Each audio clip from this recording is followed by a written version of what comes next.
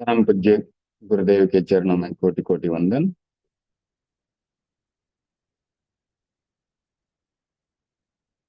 ओम नमो बृहन्नाथ। ओम नमो सिद्धांत। ओम नमो वायर्याय। ओम नमो वज्राय। ओम नमो लोई सब साधूनम। ओम नमो अर्हंताय। ओम नमो सिद्धांत। ओम नमो आर्यभीया। ओम नमो वत्साया। ओम नमो लोये सब साधूनम। ओम नमो अर्हंता। ओम नमो सिद्धा। ओम नमो आयरिया। ओम नमो वत्साया। ओम नमो लोये सब साहूनम। ओम नमो अरहंता। ओम नमो सिद्धा। ओम नमो आयरिया। ओम नमो वत्साया। ओम नमो लोये सब साहूनम। ओम नमो अरहंता। ओम नमो सिद्धा। ओम नमो आर्या। ओम नमो वत्साया। ओम नमो लोये सब साधूनम। ओम नमो अरहंताणम। ओम नमो सिद्धाणम। ओम नमो आयर्याणम। ओम नमो वत्सायाणम। ओम नमो लोये सब साधूनम। ओम नमो हंताणम। ओम नमो सिद्धांत। ओम नमो आयर्याय। ओम नमो वत्साया। ओम नमो लोये सब साधूनम। ओम नमो अरहंताणम। ओम नमो सिद्धांत। ओम नमो आयर्या। ओम नमो वत्साया। ओम नमो लोये सब साहू। ओम नमो अरहंता। ओम नमो सिद्धा। ओम नमो आयर्या। ओम नमो वत्सायाम। ओम नमो लोये सब साहूणम। इस ध्यान और स्वाध्याय के क्रम में हम सामायिक भी साथ में कर सकते हैं। तो सामायिक का पाठ है, करेमि भन्ते समय्यं सवज्जं जोगम पचक्खामि जावनियमं मुहूर्तम एकम। जुआसामि दुहीहम तिविहणम न करेमि न कार्वेमि मनसा वैसा कैसा तस्स बनते। परिक्मामि निंदामि गरिहामि अप्पाणं घोषिरामि। एक मुहूर्त के लिए सवज्ज योगों का त्याग किया जाता है। ओम ह्रीं नमो अरहंताणम। ओम ह्रीं नमो सिद्धाणम। ओम ह्रीं नमो आयर्याय। ओम ह्रीं नमो वत्सायाणम। ओम ह्रीं नमो लोये सब साहूणम। ओम ह्रीं नमो अर्हन्ताणम। ओम ह्रीं नमो सिद्धाणम। ओम ह्रीं नमो आयर्याणम। ओम ह्रीं नमो वज्झायाणम। ओम ह्रीं नमो लोये सब साहूणम। ओम ह्रीं नमो अर्हन्ताणम। ओम ह्रीं नमो सिद्धाणम। ओम ह्रीं नमो आयर्याय। ओम ह्रीं नमो वज्झाय। ओम ह्रीं नमो लोके सब साहू। ओम ह्रीं नमो अर्हन्ताणम। ओम ह्रीं नमो सिद्धाणम। ओम ह्रीं नमो आयर्याय। ओम ह्रीं नमो वज्झायानम। ओम ह्रीं नमो लोके सब साहू। ओम ह्रीं नमो अनंताय। ओम ह्रीं नमो सिद्धाय। ओम ह्रीं नमो आयर्याय। ओम ह्रीं नमो अच्छाय। ओम ह्रीं नमो लोके सब साहूनम। ओम ह्रीं नमो अर्हन्ताणम। ओम ह्रीं नमो सिद्धाणम। ओम ह्रीं नमो आयर्याणम। ओम ह्रीं नमो वज्झायाणम। ओम ह्रीं नमो लोये सब साहूणम। ओम ह्रीं नमो अर्हन्ताणम। ओम ह्रीं नमो सिद्धाणम। ओम ह्रीं नमो आयर्याणम। ओम ह्रीं नमो वज्झायाणम। ओम ह्रीं नमो लोये सब साहूणम। ऐसो पंचनमुक्कारो सब पावपणासनो मंगलाणं च सब्बेसिं परमं हवै मंगलम। परमं हवै मंगलम। जय जिनेन्द्र। जाप के बाद अब ध्यान का प्रयोग। सबसे पहले कायत्सर्ग का प्रयोग। तस् उत्तरीकरणेन पायच्छित्करणेन विसोहीकरणेन विसल्लीकरणेन पावाणं कम्माणं निगायनठाय थामि कौसगम। मैं चित्त शुद्धि के लिए प्रेक्षा ध्यान का प्रयोग कर रहा हूँ। मैं चित्त शुद्धि के लिए प्रेक्षा ध्यान का प्रयोग कर रहा हूँ। मैं चित्त शुद्धि के लिए प्रेक्षा ध्यान का प्रयोग कर रहा हूँ। अपने चित्त को दाहिने पैर के अंगूठे पर ले जाएं। वहां पर हो रहे स्पंदनों का अनुभव करें। वहां कोशिकाएं हैं, स्नायु संस्थान है, ब्लड सेल्स हैं और ब्लड को ले जाने वाली नलिकाएं हैं। सबको देखें और प्रेम पूर्वक सुझाव दें। मेरा दाहिने पैर का अंगूठा शिथिल हो रहा है। शिथिल हो रहा है। शिथिल हो गया है। इसी प्रकार दाहिने पैर की अंगुलियां, पंजा, तलुआ, एड़ी, टखना सब शिथिल हो रहे हैं। शिथिल हो गए हैं। दाहिने पैर की पिंडली, घुटना सब शिथिल हो रहे हैं। शिथिल हो गए हैं। दाहिने पैर का घुटने से ऊपर का भाग, कमर तक शिथिल हो रहा है। शिथिल हो गया है।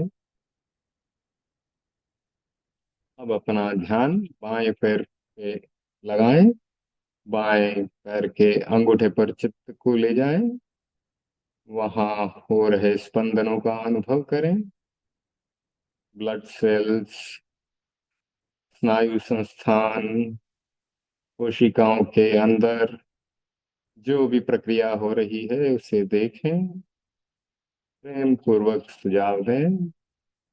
लेफ्ट फीट, बायां पैर, उसका थंब, अंगूठा शिथिल हो रहा है, शिथिल हो गया है। बाएं पैर की अंगुलियां, तलुआ, पंजा, एड़ी, टखना, सब शिथिल हो रहे हैं, शिथिल हो गए हैं। बाएं पैर की पिंडली, घुटना, कोई दर्द नहीं, कोई तनाव नहीं, सब शिथिल हो रहे हैं, शिथिल हो गए हैं। बाएं पैर का कमर तक का भाग, घुटने से ऊपर, पूरा शिथिल हो रहा है, शिथिल हो गया है। कमर के ऊपर तक का भाग, वहां पर ध्यान लगाएं। कमर से ऊपर और नाभि के बीच स्वास्थ्य केंद्र है। उसके अंदर छोटी आंत, बड़ी आंत, लीवर, यकृत, प्लीहा, एड्रिनलिन ग्लैंड्स, गोनाड्स, पूरा पाचन तंत्र शिथिल हो रहा है, शिथिल हो गया है। नाभि के भाग पर ध्यान लगाएं। तेजस केंद्र का भाग शिथिल हो रहा है, शिथिल हो रहा है, शिथिल हो गया है। नाभि के ऊपर ध्यान लगाएं। हृदय, जहाँ आनंद केंद्र है, फेफड़े, पसलियां, एल्वियोली, जो कि फेफड़ों के अंत में है, गुब्बारे जैसे, सब शिथिल हो रहे, शिथिल हो गए हैं। आगे का भाग कंधे तक शिथिल हो रहा है, शिथिल हो गया है। अब अपना ध्यान पृष्ठ भाग पर, पीठ की तरफ लगाएं। रीढ़ की हड्डी का अंतिम छोर, जहाँ शक्ति केंद्र है, शक्ति केंद्र शिथिल हो रहा है, शिथिल हो गया है। शक्ति केंद्र के ऊपर पूरी रीढ़ का भाग, स्नायु संस्थान, पूरा पीठ का भाग कंधे तक शिथिल हो रहा है, शिथिल हो गया है। अब अपना ध्यान दाहिने हाथ के अंगूठे पर लगाएं। दाहिने हाथ का अंगूठा शिथिल हो रहा है, शिथिल हो रहा है, शिथिल हो गया है। दाहिने हाथ की अंगुलियां, पंजा, कलाई शिथिल हो रहे हैं, शिथिल हो गए हैं। दाहिने हाथ का कोहनी तक का भाग शिथिल हो रहा है, शिथिल हो गया है। कोहनी से कंधे तक का भाग शिथिल हो रहा है, शिथिल हो गया है।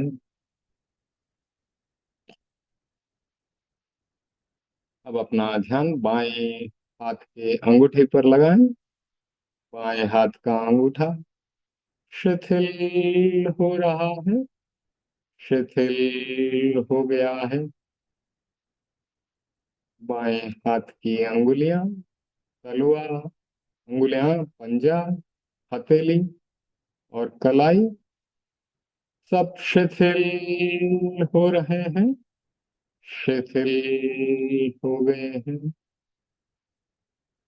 बाएं हाथ का कलाई से कोहनी तक का भाग शिथिल हो रहा है, शिथिल हो गया है। बाएं हाथ का कंधे तक का भाग शिथिल हो रहा है, शिथिल हो गया है। दोनों कंधे शिथिल हो रहे हैं, शिथिल हो गए हैं। Feel complete relaxation. अब अपना ध्यान गर्दन के भाग पर लगाएं। गर्दन के बीच में विशुद्धि केंद्र है। थायराइड, पैराथायराइड, श्वास नलिका, भोजन नलिका सब शिथिल हो रहे हैं, शिथिल हो गए हैं। गर्दन के ऊपर का भाग, ठुड्डी, दोनों गाल, दोनों होठ, जिह्वा, दंत पंक्तियां सब शिथिल हो रहे हैं, शिथिल हो गए हैं। नाक का भाग, दोनों कान, नाक में प्राण केंद्र, दोनों कानों में ब्रह्म केंद्र, ऊपर दोनों आंखें चक्षुष केंद्र, आंखों के बीच का भाग दर्शन केंद्र, ललाट का भाग, ललाट के बीचों बीच ज्योति केंद्र, ऊपर हाइपोथैलेमस, मस्तिष्क का भाग दायां मस्तिष्क, बायां मस्तिष्क, चोटी का भाग जहाँ ज्ञान केंद्र सब शिथिल हो रहे हैं, शिथिल हो गए हैं। शरीर प्रतिमा की भांति अडोल, गहरी शिथिलता का अनुभव। रीढ़ की हड्डी और गर्दन सीधी रहे, आंखें कोमलता से बंद, हाथ की मुद्रा ज्ञान मुद्रा जिसमें अंगूठा और तर्जनी जुड़ी हुई है, बाकी अंगुलियां सीधी और हाथ घुटने पर या फिर हाथों को गोद में लेकर लेफ्ट हैंड के ऊपर राइट हैंड रख दें। बाएं हाथ की हथेली के ऊपर दाएं हाथ की हथेली रखकर गोद में रखेंगे तो वीतराग मुद्रा। शरीर को ढीला छोड़ें, गहरी शिथिलता का अनुभव करें। आत्मा की भिन्नता और शरीर की भिन्नता का अनुभव करें। शरीर की पकड़ और तनाव को छोड़ें। काया का उत्सर्ग ही काय उत्सर्ग है। इसमें शरीर की भिन्नता और आत्मा की भिन्नता का अनुभव करते हैं।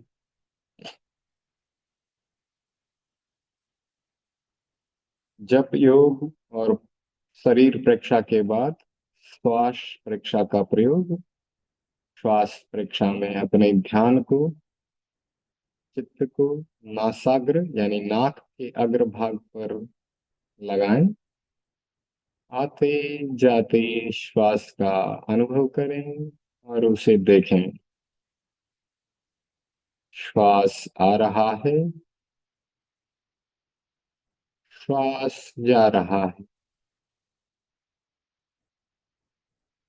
श्वास की गति मंद और लंबा श्वास लेने का प्रयास करें।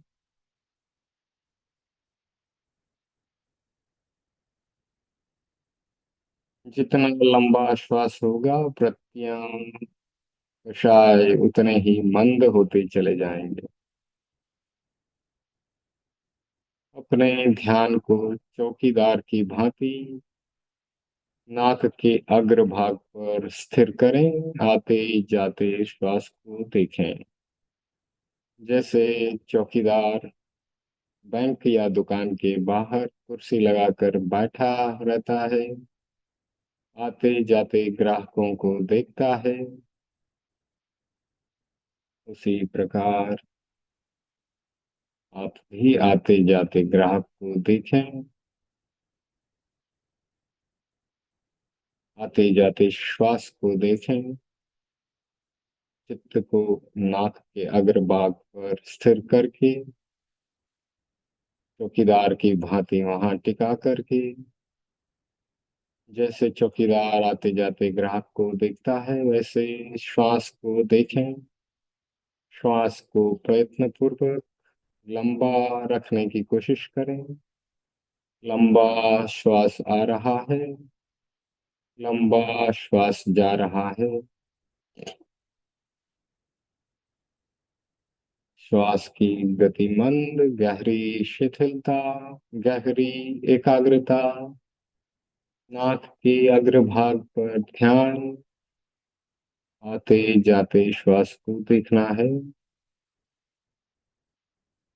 श्वास आ रहा है, श्वास जा रहा है।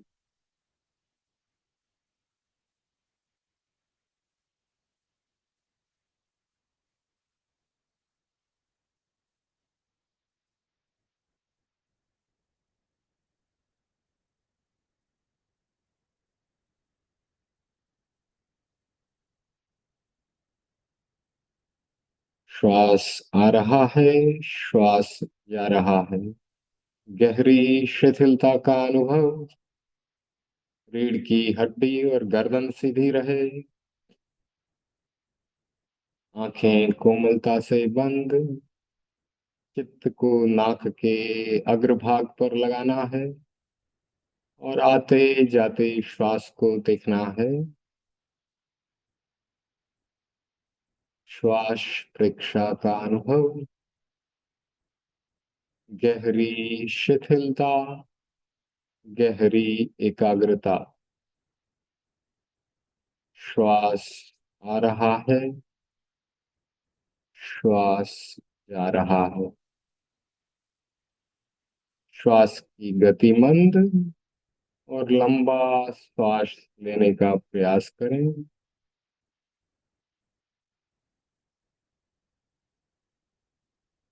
बहुत ही सहजता से ध्यान किया जा सकता है। बहुत ही आसान प्रक्रिया है। श्वास हमारे साथ हर समय रहता है। इतना सुंदर और आसान आलंबन हमारे ध्यान का है।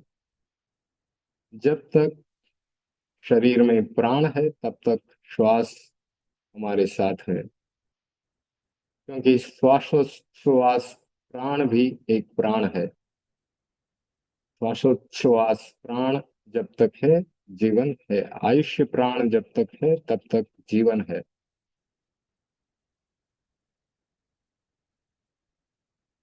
आयुष्य प्राण जब समाप्त हो जाएगा तो जीवन का अंत हो जाएगा, तब श्वास भी रुक जाएगा।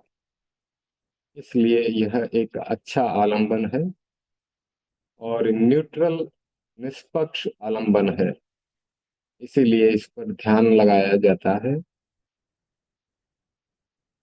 रीढ़ की हड्डी और गर्दन सीधी रहे। प्रतिमा की भांति अडोल। गहरी शिथिलता, गहरी एकाग्रता।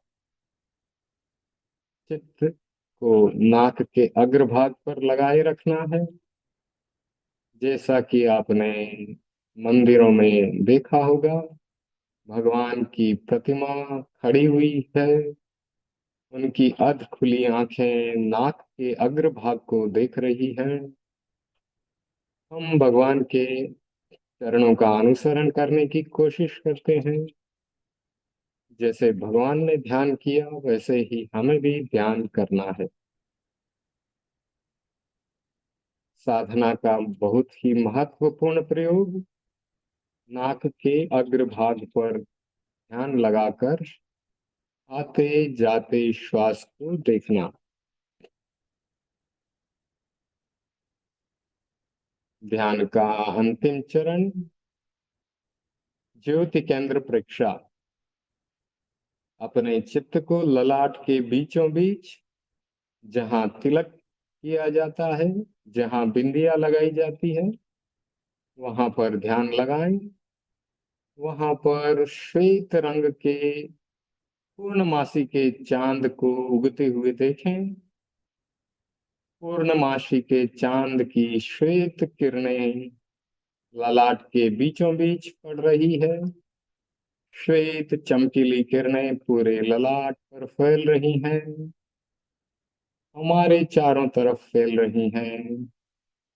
श्वास के साथ भीतर जा रही हैं, श्वास के साथ बाहर आ रही हैं। शरद पूर्णिमा के चांद की श्वेत शीतल किरणें हमारे जीवन में शांति, पवित्रता ला रही हैं, समता ला रही हैं, सरलता ला रही हैं। पीस, ट्रांसपेरेंसी एंड सिंप्लिसिटी, इनका अनुभव करें। चंद्रमा की चमकीली किरणों को देखें।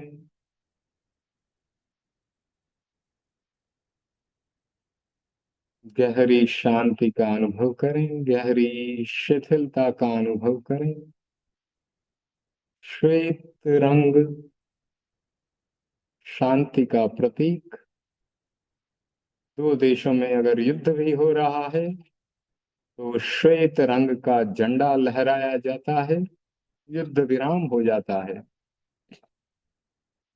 ऐसे श्वेत रंग का ध्यान, चमकीले श्वेत रंग का ध्यान। गहरी शिथिलता, श्वेत रंग की चमकीली किरणें, उनका अनुभव करें।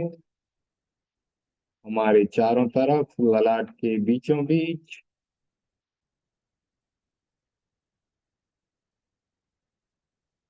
संपिक्खये अपगमप्पयेणम्।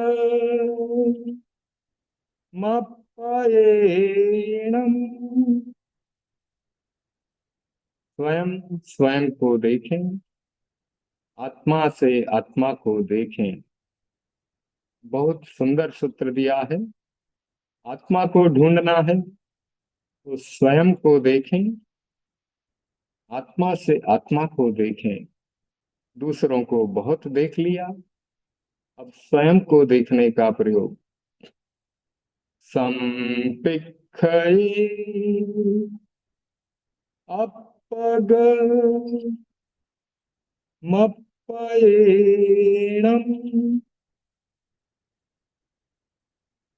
स्वयं स्वयं को देखें, आत्मा से आत्मा को देखें। संपिक्खये अपगमप्पयेणम्।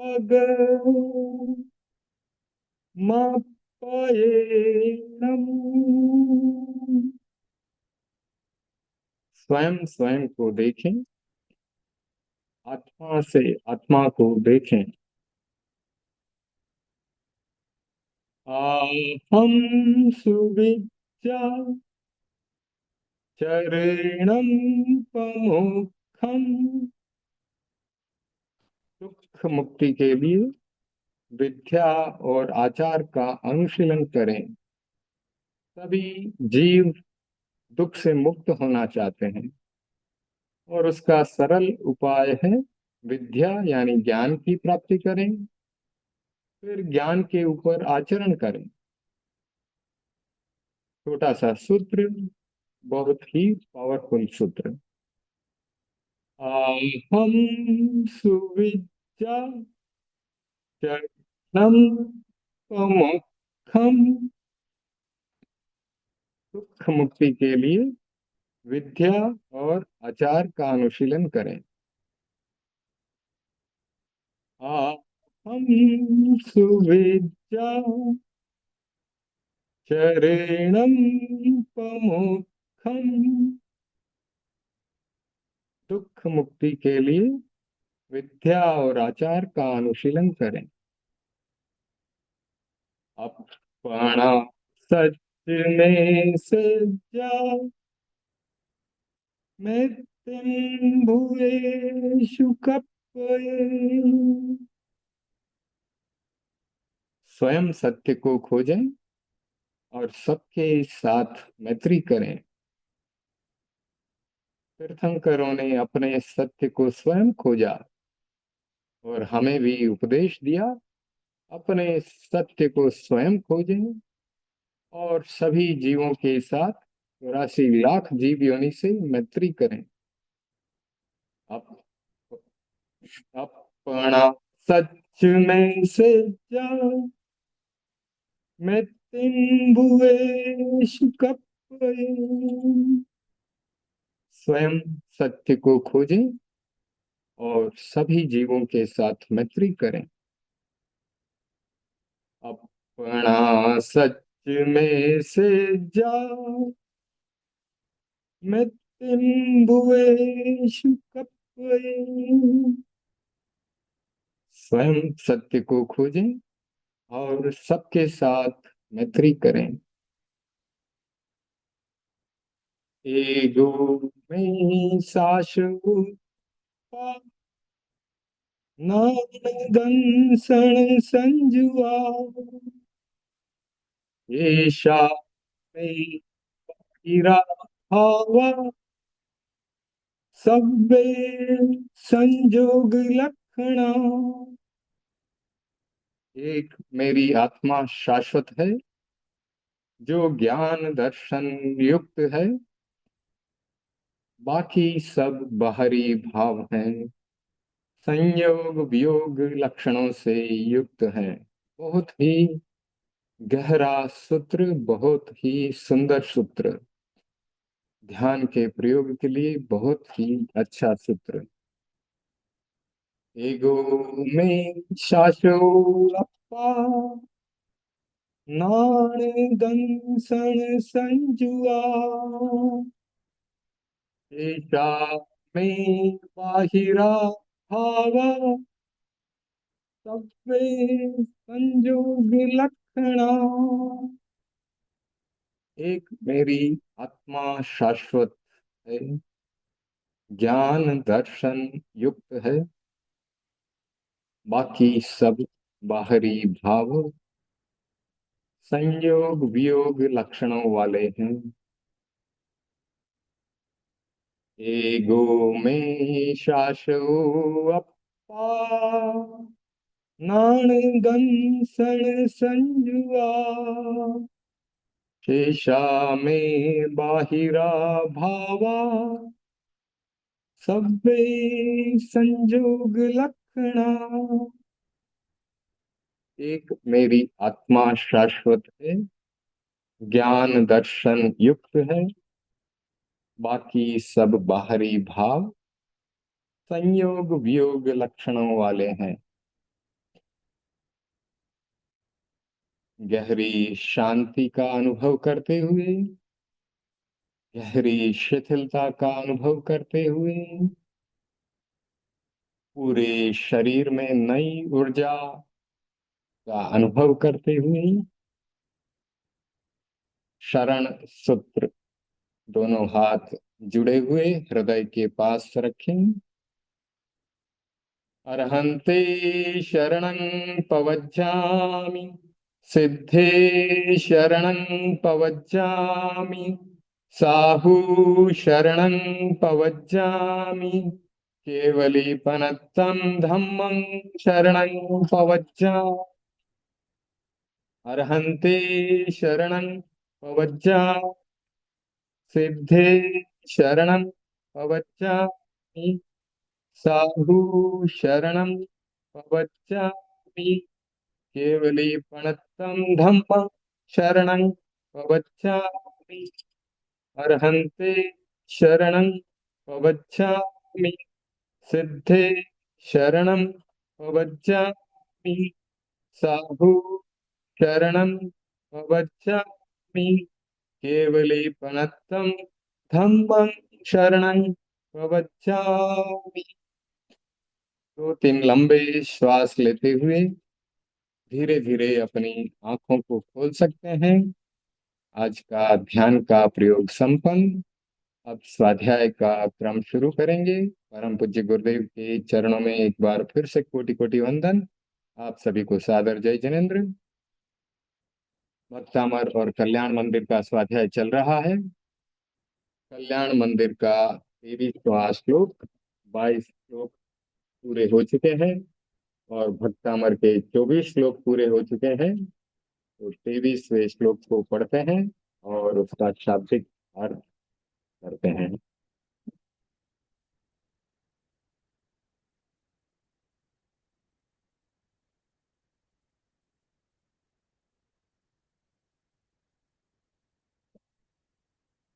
कल्याण मंदिर 23वां श्लोक। श्यामं गंभीर गिरम उज्ज्वलम हेमरत्न सिंहासनस्थमिह भव्य शिखंडिनस्त्वाम् आलोकयन्ति रवसेन नदन्तमुच्चैष चामिकराद्रि शिरसीव नवाम्बुवाहम। तो 4 लाइनें हैं और बहुत ही सुंदर श्लोक बन रहा है। भव्य प्राणी रूपी मयूर नीली आभा एवं गंभीर गिरा वाले। तो जो शब्द आया है श्यामम यानी काला है, गंभीर गिरम उज्जवल, उज्जवल यानी शुभ्र कांतिमान, गंभीर गिरम का मतलब है मधुर शब्द।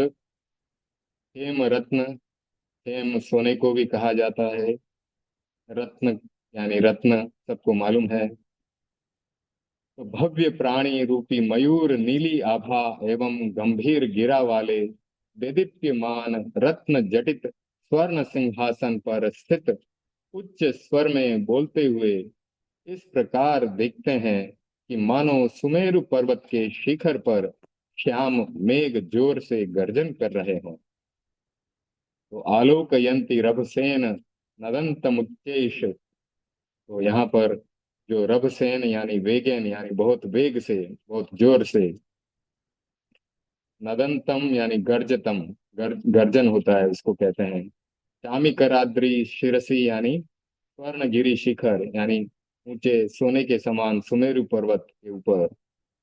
भव्य शिखंडिनः यानी भव्य मयूराह, शिखंडी मयूर को कहते हैं। तो अब आगे विस्तार से हम इस श्लोक को पढ़ते हैं। तो एक एक श्लोक की रचना आचार्य सिद्धसेन करते जा रहे हैं। बहुत ही गहरा अर्थ, साधना के रहस्यों को भरा हुआ अर्थ हमें दे रहे हैं। तो आचार्य सिद्धसेन ने अरहत पार्श्व भगवान को नए नए रूपों में देखा और प्रस्तुत श्लोक में उनका एक नया रूप व्यक्त किया। भगवान पार्श्व का रंग नीला था, तो कुछ तीर्थंकरों का रंग स्वर्ण की कांति के समान पीला बतलाया गया। पद्म प्रभु और वासुपु जी का रंग लाल था। चंद्र चंद्र प्रभु और सुविधिनाथ प्रभु का रंग शुक्ल था। नेमिनाथ भगवान और मुनि सुव्रत का रंग कृष्ण था। मल्लिनाथ भगवान और पार्श्वनाथ का रंग नीला था। तो नीले रंग में एक अलग ही आकर्षण होता है। दूसरा आकर्षण है भगवान पार्श्वनाथ की वाणी का। तीर्थंकरों की वाणी के 35 अतिशय होते हैं। उनमें से एक अतिशय है मेघ गंभीर घोषत्वम, यानी मेघ के समान गंभीर ध्वनि वाला। बारिश की ऋतु में आपने मेघ की गर्जना देखी होगी, उस प्रकार से एक गंभीर ध्वनि वाला उनका जो है उनकी वाणी का अतिशय होता है। तो वाणी और वाणी में बहुत अंतर होता है। कहा जाता है कि जो सत्य की साधना वाले बड़े बड़े आचार्य हैं, बड़े बड़े तीर्थंकर हैं, उनकी वाणी में गंभीरता होती है, उनकी वाणी में एक ओजस्विता होती है, तेजस्विता होती है। तो एक व्यक्ति बोलता है तो ऐसा लगता है कि वाणी हमारे ऊपर से जा रही है। इसको अंग्रेजी में ओवरहेड ट्रांसमिशन भी कहते हैं। आपने देखा होगा कि सड़कों पर कई बार बिजली की जो तारें लगी होती है, सड़कें बहुत ऊपर ऊंची होती है, 100 मीटर ऊंचाई से जाती है। इसी प्रकार से किसी किसी की बात हमारे ऊपर से चली जाती है, उसे ओवरहेड ट्रांसमिशन कहते हैं कि बात ऊपर से चली गई। जिस व्यक्ति की वाणी के प्रकंपन शक्ति केंद्र से शुरू होते हैं, शक्ति केंद्र यानी रीढ़ की हड्डी का अंतिम भाग, और वे प्रकंपन तेजस केंद्र पर आकर स्वर यंत्र में आते हैं, वह वाणी गंभीर हो जाती है। तो बोलने की प्रक्रिया प्रक्रिया कैसी होती है उसके बारे में यहाँ बताया गया कि जब वाणी गंभीर है तो वे प्रकंपन शक्ति केंद्र से उठे और तेजस केंद्र पर आकर के फिर स्वर यंत्र में आए तो वाणी गंभीर हो गई। वाणी के प्रकंपन कंठ या जीभ से शुरू नहीं होते। संस्कृत में जो व्याकरण है उसमें वाणी के 8 स्थान बतलाए जाते हैं। तो जब संस्कृत की व्याकरण पढ़ाई जाती है तो शुरू के 2-3 दिनों में ही यह श्लोक सिखाया जाता है। अष्टौ स्थानानि वर्णानामुरः कंठः शिरस्तथा जिह्वा मूलम च दंताश्च नासिकौष्ठौ च तालु च। यानी ये 8 स्थान जो हैं वाणी के उत्पन्न होने के बताए गए हैं। उर एक है, कंठ एक है, शिर एक है, जिह्वा का मूल भाग एक है, दांत एक है, नासिका नाक से भी ध्वनि निकलती है, ओष्ठ यानी होठों से भी निकलती है, और तालु, तालु जो जहां पर जीभ ऊपर टच होती है, तालु वहां उस भाग से भी वाणी निकलती है। तो इस प्रकार ये वाणी के 8 स्थान हैं। वह वाणी गंभीर कहलाती है जिसके प्रकंपन शक्ति केंद्र और स्वास्थ्य केंद्र से शुरू होते हैं और आगे बढ़ते बढ़ते तेजस केंद्र पर आकर विद्युत प्रकंपन बन जाते हैं। यह हमारा बिजली का स्थान है। यहाँ से जो वेग मिलता है, ऊर्जा व शक्ति मिलती है, उससे विद्युत ऊर्जा और अधिक बढ़ जाती है और विद्युत के ये प्रकंपन बहुत काम करते हैं। आजकल जो चुंबकीय चिकित्सा पद्धति का प्रचलन हो रहा है, चुंबक का भी अपना महत्व है, किंतु जब चुंबक के साथ बिजली का योग होता है तब वह और भी अधिक शक्तिशाली बन जाता है। तेजस शरीर हमारे प्राण का विद्युत का स्थान है। सारे प्रकंपन, तो तेजस केंद्र कहाँ है? नाभि के भाग में, पेट के बीच नाभि, वहां पर तेजस केंद्र है। तो तेजस्वी जब वहां आकर ये प्रकंपन तेजस्वी बनते हैं, प्राणमय बनते हैं, तब वाणी गंभीर हो जाती है। आचार्यों की वाणी का उदाहरण दिया जा रहा है कि जब पूज्य कालूगणी या आचार्य श्री तुलसी गणी जब संगान करते थे तो उस समय उनके गीत सुनने वाले लोग कहते कि ऐसा लगता है साठी कुएं में से कोई लय निकल रही है। गंभीर गंभीर कुएं को राजस्थान में साठी का कुआं कहते हैं। साठी कुएं से जब रस्सी को निकालते हैं तब ऐसी ध्वनि आती है, तब ऐसा लगता है कि कुएं से कोई आवाज आ रही है। तो आचार्य सिद्धसेन कह रहे हैं कि आपकी गंभीर वाणी और नीला रंग दोनों ही मेरे लिए आकर्षण का विषय है। यह माना जाता है कि जब तीर्थंकर देशना देते हैं तब उनका आसन स्फटिकमय या हेम रत्नमय जैसा लगता है। तो हमने देखा था कि इस श्लोक में भी हेम रत्नमय शब्द शब्द आया है। स्वर्णिम रत्न जटित सिंहासन पर बैठकर जब वे देशना देते हैं तो भविजन, जो भव्य लोग होते हैं, उस देशना का आनंद लेते हैं। भव्य लोगों की कल्पना शिखंडी या मयूर के रूप में की गई है।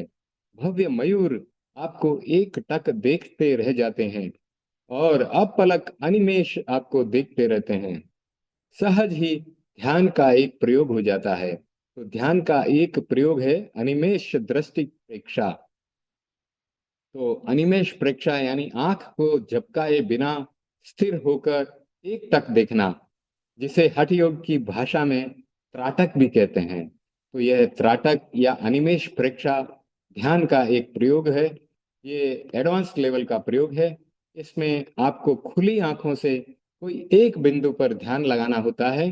आंखें बंद नहीं करनी है।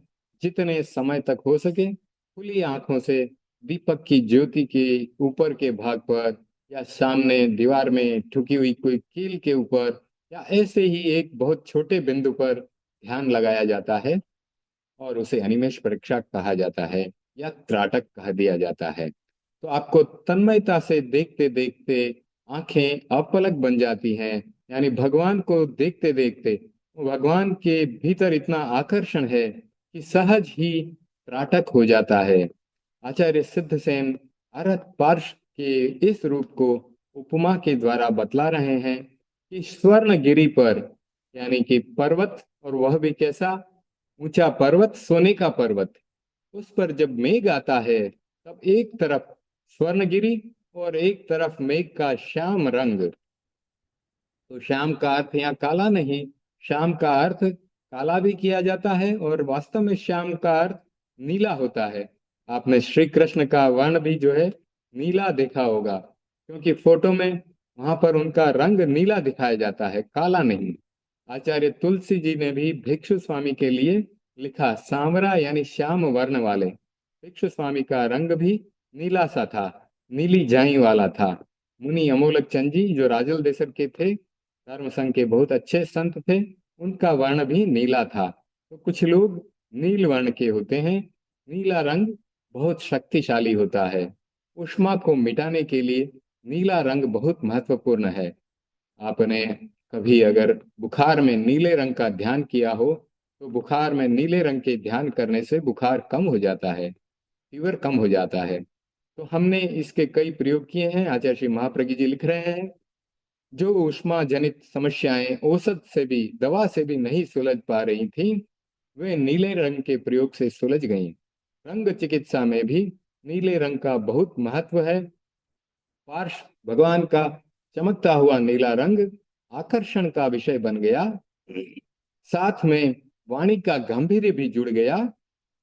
तो सोने के पर्वत पर जैसे मेघ का आगमन हो रहा है गर्जारव के साथ, गर्जना के साथ, और नीले रंग के मेघ को देखकर मयूर नाचने लग जाते हैं, उन्हें एकटक देखने लग जाते हैं। तो आचार्य सिद्धसेन ने प्रकृति को देखा और प्रकृति के साथ भगवान की वाणी, भगवान की देशना, भगवान के रंग का उन्होंने एक प्रकार से तुलना करने की कोशिश की और इन बातों को इस श्लोक में पिरो दिया। मेघ का घरजारव, सोने का पर्वत और मयूरों का प्रफुल्लित होना आकर्षक लगता है। ठीक इसी प्रकार आप जब इस सिंहासन पर विराजमान होते हैं, तब आपका नीला रंग और आपकी गंभीर वाणी इतना आकर्षण पैदा करती है कि लोग एक टक आपको देखने लग जाते हैं। आकर्षण सब व्यक्तियों में समान नहीं होता। जिनमें तेज शक्ति बहुत कम होती है, उनमें आकर्षण नहीं होता है, उनके पास बैठने का मन भी नहीं होता है। यह सब साधना की गहराई का महत्व है। जिसकी साधना जितनी ऊंची, उसमें उतना ही आकर्षण पैदा हो जाता है। अब तो मैं इस विषय की बहुत व्याख्या करता हूँ। ये शब्द आचार्य श्री महाप्रज्ञ जी के हैं। तो वे कह रहे हैं कि किंतु जब मैं छोटा था, तब मेरे मन में एक प्रश्न उभरता था कि मध्याह्न में आचार्य श्री तुलसी विराजमान रहते हैं और जनता को उपासना कराते हैं। सैकड़ों बहिनें जो हैं उनके सामने बैठी रहती हैं। आचार्य श्री एक भी शब्द नहीं बोलते हैं और न ही बहिनें कुछ भी बोलती हैं। फिर भी वहां से जाने का मन नहीं करता, किसी का भी, न श्रावकों का न श्राविकाओं का। कोई भी बोल नहीं रहा है। आचार्य श्री का प्रवचन आपको पता है सुबह होता है या कभी शाम को भी हो जाता है। आजकल तो सिर्फ सुबह होता है। तो दोपहर में सिर्फ सेवा के लिए वे बाहर विराजमान होते हैं। भाई बहन उनके सामने शांति से बैठे रहते हैं और फिर भी किसी का उठने का मन नहीं करता है। यह सब साधना के कारण है। साधना के कारण उनके प्रति ऐसा आकर्षण है कि हम लोग उनके सामने से उठने की इच्छा नहीं करते और सबको परम तोष और तृप्ति का अनुभव होता है। स्थूल दृष्टि से विचार करें तो यह प्रश्न उठता है कि केवल सामने बैठने से और देखने से क्या मिलता है।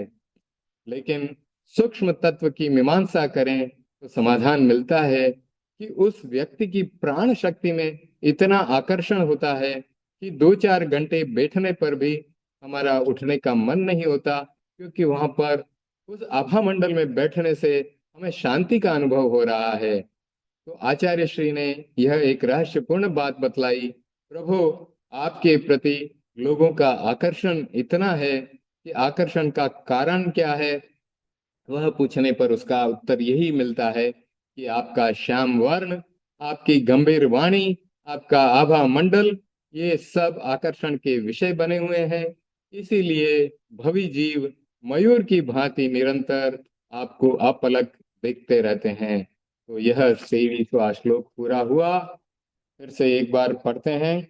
श्यामम गंभीर गिरम उज्ज्वल हेम रत्न सिंहासनस्थमिह भव्य शिखंडिन स्वाम आलोकयन्ति रभसेन नदंतम उच्चैष चामिकराद्रि शिर शिव नवाम्बुवाहम। तो बहुत ही सुंदर अर्थ किया गया कि आपकी गंभीर वाणी मेघ के समान गर्जना करते हुए है, और जिस प्रकार से रत्न जटित सिंहासन पर आप बैठे हैं, जैसे कि सोने के मेरु पर बादल जो है गंभीर स्वर में गर्जना कर रहा है, उसी प्रकार आपकी दिव्य वाणी हमें सुनाई दे रही है, और आपका नील वर्ण श्याम वर्ण हमें आकर्षित कर रहा है। अब आगे बढ़ते हैं 24वें श्लोक पर।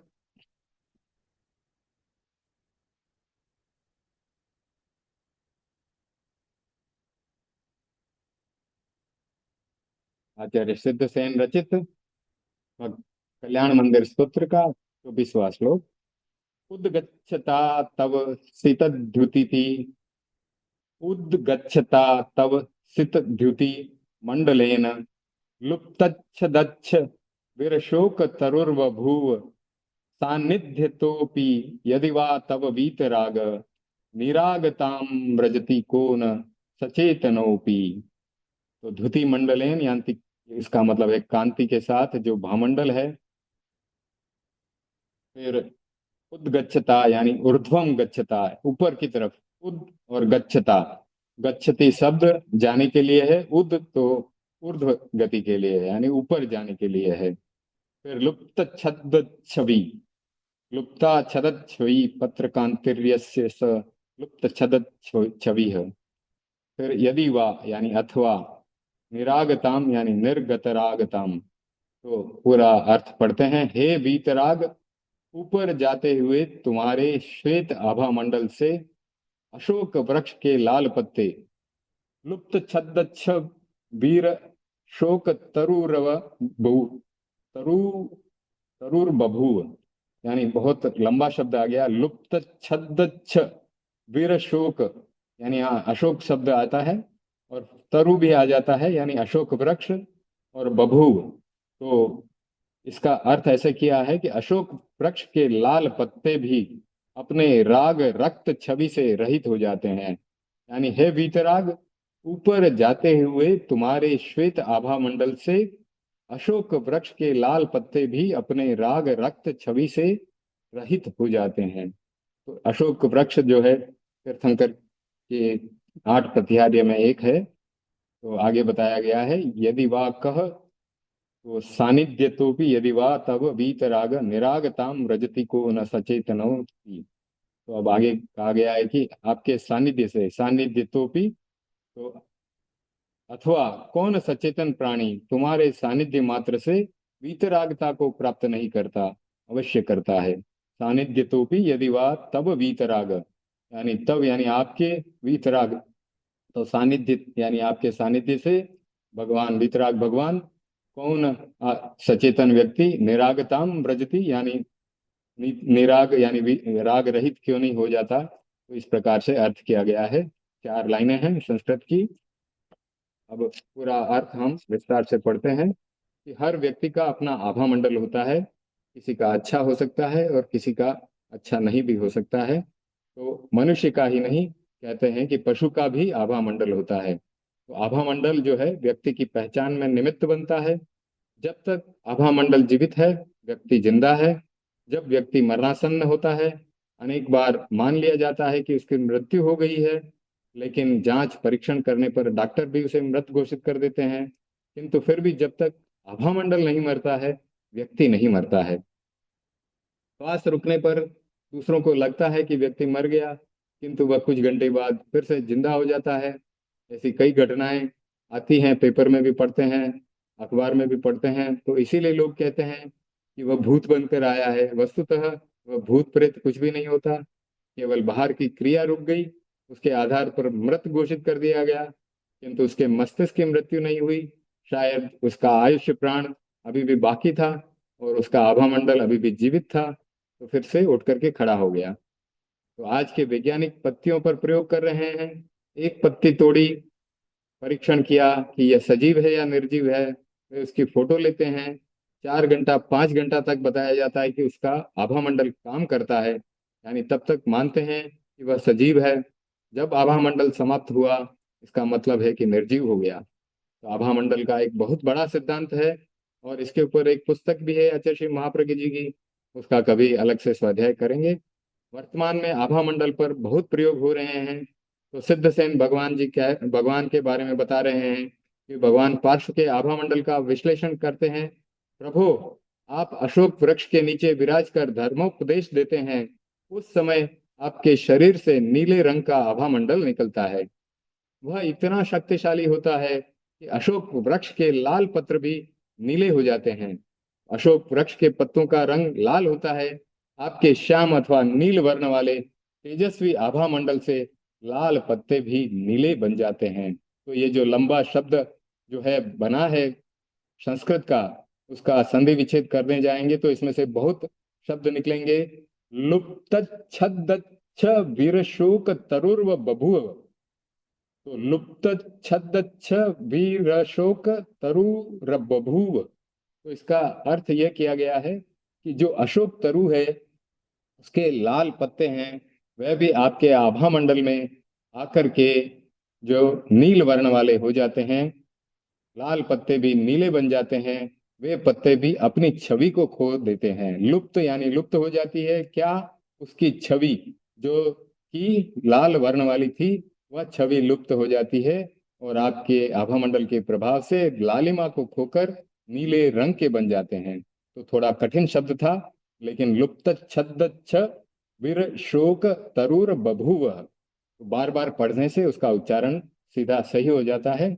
इस स्थिति में आपकी सन्निधि में आकर यदि कोई सरागी वीतराग बन जाता है तो इसमें आश्चर्य क्या है? तो ऊपर की 2 लाइनों में अशोक तरु के उदाहरण से बताया गया कि किस प्रकार से आपके सानिध्य में आने से, आपके आभा मंडल के प्रभाव से अशोक वृक्ष के लाल पत्ते जो है नीले बन गए, क्योंकि आपका मंडल, आभा मंडल जो है नीले वर्ण वाला है। तो जिस प्रकार अशोक वृक्ष के पत्ते लाल से नीले हो गए, उसी प्रकार से जो चेतन मनुष्य, सचेतन मनुष्य या जीव आपके संपर्क में, आपके आभा मंडल में आता है, आपके सानिध्य में आता है, तो आपकी वीतरागता के प्रभाव से उसका भी राग द्वेष शांत हो जाता है। तो अशोक वृक्ष जिसकी की चेतना इतनी विकसित नहीं है, वह स्वयं और उसके पत्ते लालिमा को खोकर अगर नीले बन जाते हैं, तो फिर आपकी सन्निधि में आकर कोई व्यक्ति रागातीत क्यों नहीं बन सकता? इस श्लोक में बहुत महत्वपूर्ण तथ्यों का उद्घाटन किया गया है। आभा मंडल का प्रभाव दूसरों पर भी पड़ता है, यह बताया गया है। एक व्यक्ति के पास बैठेंगे तो आपको आनंद की अनुभूति होगी, दूसरे व्यक्ति के पास बैठेंगे तो मन होगा कि यहाँ से शीघ्र उठ करके चले जाएं। जिसका आभा मंडल पवित्र होता है और वह जितनी दूर तक होता है, वहाँ एक अलग वातावरण बन जाता है। पूज्य गुरुदेव आचार्य श्री तुलसी राजल देशर में विराज रहे थे। तो आचार्य श्री महाप्रज्ञ जी लिख रहे हैं यहाँ पर कि कनाडा का एक व्यक्ति एक बहुत बड़ा पेटी नुमा कैमरा अपने साथ लेकर के आया। उस जमाने में ऐसा कैमरा विकसित हो गया था कि वह सामान्य फोटो लेने वाला कैमरा नहीं था। उसने कहा कि मैं आभा मंडल का फोटो ले रहा हूँ। तो वो आभा मंडल का फोटो लेता था और वहां पर उपस्थित सभी लोगों ने देखा कि पूरा जो कमरा है उस रंग से भर गया, जिससे कि वह आभा मंडल का फोटो ले रहा था। तो आभा मंडल का रंग 1 फुट 2 फुट 4 फुट दूर तक चला जाता है। आभा मंडल जितना शक्तिशाली होता है, उतनी ही दूर तक वह फैल जाता है। तो जहाँ तीर्थंकर विहार करते हैं, वहां उनका आभा मंडल कई योजन बड़ा हो जाता है। इसीलिए उस परिधि के आसपास 1 योजन तक कोई बीमारी नहीं फैलती। आपने तीर्थंकरों के अतिशय और वचनातिशय के बारे में सुना होगा कि एक एक योजन तक कोई बीमारी नहीं फैलती। इसलिए आज की भाषा में कहें तो वहाँ वायरस, जर्म्स, कीटाणु, स्वाइन फ्लू, मलेरिया आदि आदि बीमारियां नहीं हो पाती। काश अगर इस पांचवे काल में भी वैसा संभव नहीं है, लेकिन अगर तीर्थंकर होते तो हमें भी इस कोविड जैसी महामारी से नहीं जूझना पड़ता। और कहते हैं कि यह न कभी हुआ है, न कभी होगा, न भूतो न भविष्यति। तो पंचम काल में तीर्थंकर की उपस्थिति नहीं होती। किसी तरह का कोई उपद्रव अगर तीर्थंकर होते हैं तो एक एक योजन की दूरी तक उपद्रव नहीं होता है। तो इसका कारण है कि उस महान आत्मा का आभा मंडल और उसके परमाणु जितनी दूर तक फैलते हैं, वहां कोई उपद्रव या बीमारी नहीं होती है। तो यह आभा मंडल का ही चमत्कारिक प्रभाव है। फिर वृक्ष के पत्तों का रंग बदलना तो कोई बहुत बड़ी घटना नहीं है। सिद्धसेन जी इसी तथ्य को प्रस्तुत कर रहे हैं। हे प्रभु, यह सब आपके आभा मंडल की सन्निधि का प्रभाव है। जो लोग आभा मंडल को जानते हैं, जिनको इस विषय का ज्ञान है, वे ही व्यक्ति उसकी अनुभूति कर सकते हैं। तो हमारे आगमों में कितने वर्षों पहले लिख दिया गया था कि तीर्थंकर जहाँ उपस्थित होते हैं वहां से एक योजन तक महामारी नहीं होती, बीमारी नहीं होती। उस समय तो आभा मंडल की खोज भी शायद न हुई होगी, फिर भी उन्हें पता था कि आभा मंडल नाम की कोई चीज होती है। आज तो वैज्ञानिक आभा मंडल का फोटो ले रहे हैं और उसके ऊपर रिसर्च कर रहे हैं। तो यह बात हर कोई यह नहीं जान पाता है। आज भी बहुत लोग ऐसे हैं जो आभा मंडल को पहचानते हैं और उनका प्रयोग कर रहे हैं। आचार्य श्री लिख रहे हैं, हम लोग पंजाब की यात्रा कर रहे थे। अहिंसा यात्रा के दौरान एक गांव में एक सरदार जी आए। बहुत लंबे समय तक हमारे पास वे बैठे रहते थे। और अगर हम वहां से विहार कर दूसरे गांव चले गए तो सूर्योदय से पहले पहले तो सरदार जी वहां पहुंच गए। तो आचार्य श्री महाप्रज्ञ जी ने पूछा कि सरदार जी कैसे आए, तो बोले 4 बजे चला था और अब यहाँ पहुंच गया। फिर उसने कहा, मुझे आपके पास बैठना है।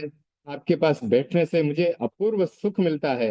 देखिए, हम श्रावकों की बात तो छोड़ दें, सरदार जी जो कि अपने अलग धर्म को मानते हैं, वे भी आचार्य श्री महाप्रज्ञ जी के सानिध्य में आए तो उनको उनके आभा मंडल का इतना अच्छा लगा उनके पास बैठना। तो ये सब आभा मंडल का ही प्रभाव है। तो हमारी यात्रा का क्रम चल रहा था। आचार्य श्री लिख रहे हैं, हमारी यात्रा का क्रम चल रहा था और वह कई दिनों तक प्रतिदिन आता रहा। साइकिल से रात को चलता था और ब्रह्म वेला में हमारे पास पहुंच जाता था।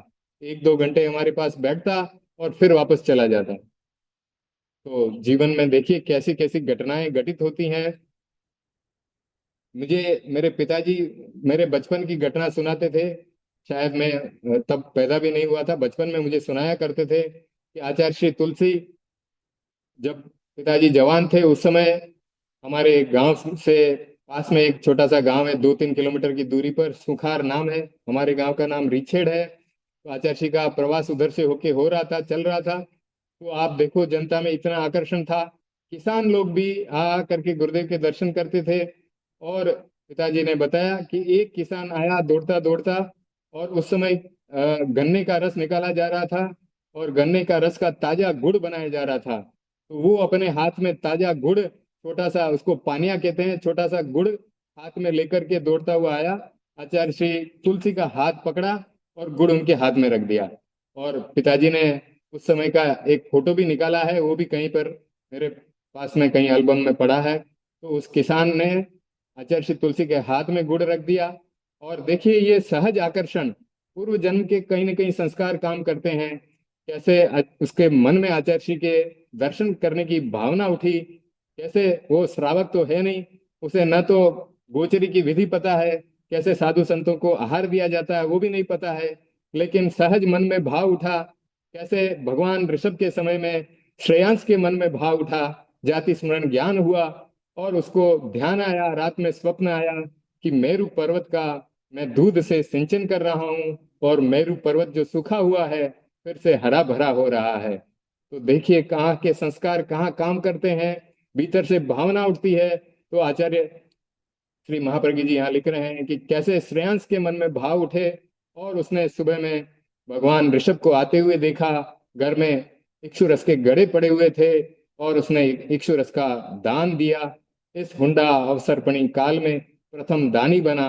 उसी प्रकार उस किसान के मन में कैसे भाव उठे और उसने आचार्य श्री तुलसी का हाथ पकड़ करके गुड़ का छोटा सा ढेला उनके हाथ में रख दिया। तो ऐसी ऐसी घटनाएं सहज रूप से घटित हो जाती हैं जीवन यात्रा में। इस यात्रा में तो आचार्य श्री महाप्रज्ञ जी ने यात्रा का उदाहरण दिया कि वह सरदार जी हमारे पास रोज आते और 2 घंटा बैठ करके फिर चले जाते। तो किस व्यक्ति के पास बैठने से कैसा वातावरण बनता है, कैसा मन बनता है, शरीर की स्थिति कैसी बनती है, प्रमोद और आह्लाद कैसा होता है, विषाद कैसे दूर होता है, यह एक बहुत बड़ा विज्ञान है और इसके द्वारा बहुत परिवर्तन भी होता है। तो हिंदुस्तान में भी बहुत सत्संग चलते हैं। आपने देखा देखा ही होगा कि सत्संग के प्रति भी आकर्षण होगा, भवी जीवों में होगा। जो भवी जीव होते हैं वही तीर्थंकर की वाणी को भी सुनते हैं और तीर्थंकर के सम्मसरण में भी जाते हैं। तो जिसके भीतर प्रवचन के प्रति आकर्षण है, सत्संग के प्रति आकर्षण है, तो समझना चाहिए कहीं न कहीं से कि हमें सम्यक दृष्टि का प्राप्त होना कठिन नहीं है, दुर्लभ नहीं है, और मोक्ष का प्राप्त होना भी कठिन नहीं है, दुर्लभ नहीं है। वैसे तो बताया जाता है मोक्ष प्राप्ति के लिए बहुत कड़ी साधना की जरूरत है, बहुत ही कठिन है, लेकिन फिर भी कहीं न कहीं भवी जीवों जीवों को वह साधना के माध्यम से मोक्ष जो है, हमारा परम लक्ष्य जो है, हमें प्राप्त हो सकता है। इसलिए हर समय जागरूक रहना है। सत्संग तो हमेशा करना ही करना है। स्वाध्याय के माध्यम से ही ज्ञान का अर्जन होगा और ज्ञान पर आचरण करने से ही मोक्ष मार्ग की तरफ हम आगे बढ़ेंगे। तो जो सूत्र हमने ध्यान करते समय सोचा था, देखा था, सुना था, वह छोटा सा सूत्र आहम सुविज्ञा चरणम पमुखम। तो दुख मुक्ति के लिए ज्ञान का और ज्ञान को प्राप्त करके आचरण का अनुशीलन करना है। तो बताया जा रहा है कि हिंदुस्तान में बहुत सत्संग चलते हैं, सत्संग पर बहुत संतों ने लिखा है, सत्संग का बड़ा महत्व है, किंतु पहले यह देखना चाहिए कि सत है या नहीं है। सत संग, संधि विच्छेद कर दिया गया सत्संग शब्द का। सत और संग, तो अगर सत है तो ही संग करना है, तो ठोक बजा करके देखना है।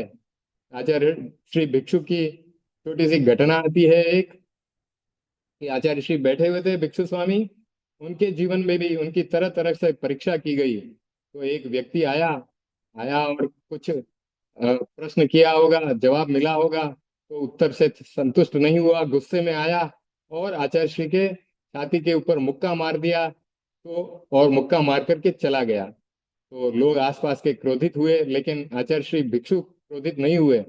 उन्होंने उनको समझाया कि देखो, आज वह क्रोधित है, कल शांत भी हो सकता है। जिस प्रकार हम कुंभकार के पास जाते हैं, गड़े देखते हैं और गड़ों को हम ठोक करके उसकी आवाज से उसकी परीक्षा करते हैं, तो उसके ऊपर हम अंगुली से ठोक ठोक करके, ठक ठक करके, आवाज करके, बजा करके देखते हैं, फिर उस गड़े को खरीदते हैं। तो गड़े को भी जब हम बिना परीक्षा किए हुए नहीं खरीदते हैं, तो गुरु जो है, किसको गुरु बनाना है, उसको भी ठोक बजा करके परीक्षा करके देखना है। तो आचार्य श्री भिक्षु ने कहा, देखो, ये व्यक्ति मुझे ठोक बजा करके देख रहा है, मेरी परीक्षा कर रहा है। जब मेरी परीक्षा में मैं उत्तीर्ण हो जाऊंगा, तब यह मुझे गुरु रूप में स्वीकार कर लेगा। तो सत्संग के लिए भी बताया गया कि सत्संग पर बहुत संतों ने लिखा है, सत्संग का बहुत महत्व है, किंतु पहले यह देखना है कि वह सत है या नहीं है। संग तो ठीक है, पर पीछे सत है या असत। अगर असत के पीछे चले जाएंगे तो राग की चेतना जाग जाएगी। अगर सत है तो क्षमा, वैराग्य और अनासक्ति की चेतना जाग जाएगी। खंति संयम रहस्य, तो खंति यानी क्षमा और संयम यानी संयम, ये साथ में होना जरूरी है। इसलिए ध्यान देना जरूरी है कि हम किसकी संगति कर रहे हैं। व्यवहार में कहा जाता है कि अच्छे आदमी की संगति करो, गलत आदमी की संगति मत करो। वस्तुतः यह आभा मंडल के सिद्धांत पर आधारित है। आपको आचार्य आचार्य श्री की तो बात यहाँ कर रहे हैं, लेकिन आपको महात्मा गांधी की भी बात पता होगी। महात्मा गांधी बचपन में छोटे थे, तभी बताया जाता है कि उनके जीवन की घटना है। और उस समय गलत संगति में फंस गए और सिगरेट वगैरह जो है पीना सीख गए। तो यह संगति का असर बताया जाता है कि राजस्थानी में कि कालियारा भड़े धोड़ो रे, तो लूण नहीं ले तो लखन तो ले। यानी जब काले रंग का व्यक्ति, कृष्ण रंग का व्यक्ति गोरे रंग वाले व्यक्ति के पास रहता है तो उसका रंग तो नहीं ले सकता। काला रंग का व्यक्ति गोरा तो नहीं हो सकता, लेकिन वो उससे लक्षण जरूर ले लेता है। तो जो दो व्यक्ति साथ में रहते हैं, बुरे व्यक्ति की संगत में अगर गांधी जी जैसे व्यक्ति भी जो है बिगड़ गए, सिगरेट वगैरह पीने लग गए, तो हमारी तो क्या बिसात। इसीलिए यहाँ बताया जा रहा है कि सत्संग में ध्यान रखें कि अच्छे आदमी का संग करना अच्छी बात है, तो उससे हमें अच्छे अच्छी चीजें प्राप्त होगी। व्यवहार में कहा जाता है कि अच्छे आदमी की संगति करो, गलत आदमी की संगति मत करो। वस्तुतः यह आभा मंडल के सिद्धांत पर आधारित है। इसका तात्पर्य है कि जिसमें सात्विकता है, उज्जवलता है, निर्मलता है, उसकी संगति हमें करनी है। उसकी संगति करने से हम अच्छे बन जाएंगे। और जिसमें सात्विकता नहीं है, उज्जवलता नहीं है, निर्मलता नहीं है, अगर उसके पास चले गए तो अच्छे संस्कारों का आरोपण नहीं होगा। तो पवित्र आभा मंडल का सौंदर्य और प्रभाव विलक्षण होता है।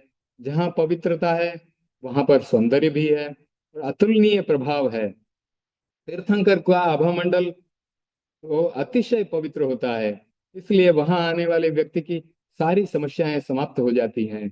इसीलिए तो कहते हैं कि अगर हमें भी पंच महाविद्य क्षेत्र में जाने का योग मिल जाए और भगवान के दर्शन हो जाए, तीर्थंकर भगवान के दर्शन हो जाए, सिमंदर भगवान के दर्शन हो जाए, तो कितनी अच्छी बात होगी। क्योंकि उनके सामने जाकर के, उनके आभा मंडल में आकर के हमारे कई कई जन्मों के पाप शायद नष्ट हो जाए उनके दर्शन मात्र से। तो आभा मंडल का यह प्रयोग और यह श्लोक हमने देखा और सुना। और आजकल आचार्य श्री महाश्रमण जी गुजरात में विहार कर रहे हैं और उनका अगला चतुर्मास अहमदाबाद में होने वाला है। यहाँ से शायद डायरेक्ट फ्लाइट भी हमें मिल सकती है अहमदाबाद की। तो सभी इच्छा रखें, भावना रखें कि उनका हम दर्शन करें इस वर्ष के चतुर्मास में, या आगे पीछे जब भी मौका मिले। तो यह साल गुजरात के लिए बहुत ही मुझे लगता है लाभदायक सिद्ध होने वाला है। वहाँ के लोगों के लिए, वहाँ के श्रावक श्राविकाओं के लिए बहुत ही लाभदायक सिद्ध हो सकता है। क्योंकि 4 महीने का जो चतुर्मास अहमदाबाद में होगा, तो बहुत सारे श्रावक श्राविकाएं उसमें लाभान्वित होंगे। उनके आभा मंडल के प्रभाव से, उनके उनके सानिध्य में जाकर के हम भी अपने आप को शांत बना सकेंगे, राग और द्वेष का के ऊपर थोड़ी विजय प्राप्त कर सकेंगे।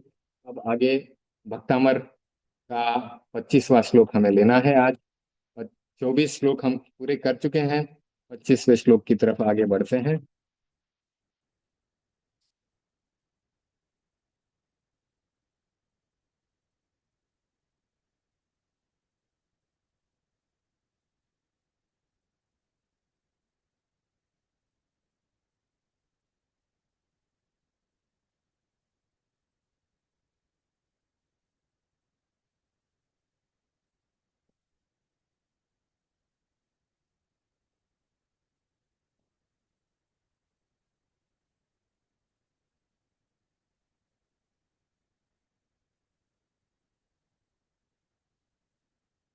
चौबीसवें श्लोक में भगवान के 13 गुणों का वर्णन किया गया था। 25वां श्लोक आ रहा है। बुद्धस त्वमेव विबुधार चित्त बुद्धि बोधात, त्वं शंकरोसि भुवन त्रय शंकरत्वात्, धातासि धीर शिव मार्ग विधेर विधानात्, व्यक्तम त्वमेव भगवन पुरुषोत्तमोसि। यानी भगवान को पुरुषोत्तम बताया गया। बुद्धस त्वमेव विबुधार चित्त, बुद्धस त्वमेव और विबुधार चित्त, विबुधा के द्वारा अर्चित। एक एक शब्द में एक गहरा गहरा मीनिंग भरा हुआ है। देवों द्वारा अर्चित, विबुधार्चित यानी देवों द्वारा अर्चित। हे प्रभु, केवल ज्ञान से समग्र वस्तुओं के ज्ञाता हो, इसीलिए तुम ही बुद्ध हो। बुद्धस त्वमेव यानी आप ही बुद्ध हो, तुम ही बुद्ध हो, तीन लोकों में सुख और कल्याण करने वाले हो। बुद्धस त्वमेव विबुधार्चित, देवों के द्वारा अर्चित, देवों के द्वारा पूजित है प्रभु, आप ही बुद्ध हो। बुद्धि बोधात त्वम शंकरोसि, भुवन त्रय शंकरत्वात्, तो तीन भुवनों में, तीन लोकों में सुख और कल्याण करने वाले, इसलिए तुम ही शंकर हो। तो त्वम शंकरोसी, हे धीर, मोक्ष मार्ग की विधि का विधान बनाने वाले हो। धातासी धीर शिव मार्ग विधेर विधानात्। शिव मार्ग यानी मोक्ष मार्ग, विधेर विधानात्, तो वहां की विधि क्या है वो बताने वाले हो। तो शिव मार्ग यानी मोक्ष मार्ग पर जाने के लिए क्या विधि है और क्या विधान है। धातासी धीर, हे धीर, मोक्ष मार्ग की विधि का विधान बनाने वाले हो, इसीलिए तुम ही विधाता हो। व्यक्तम त्वमेव भगवन पुरुषोत्तमोसी, यानी भगवान तुम जन जन के हृदय में व्याप्त हो रहे हो।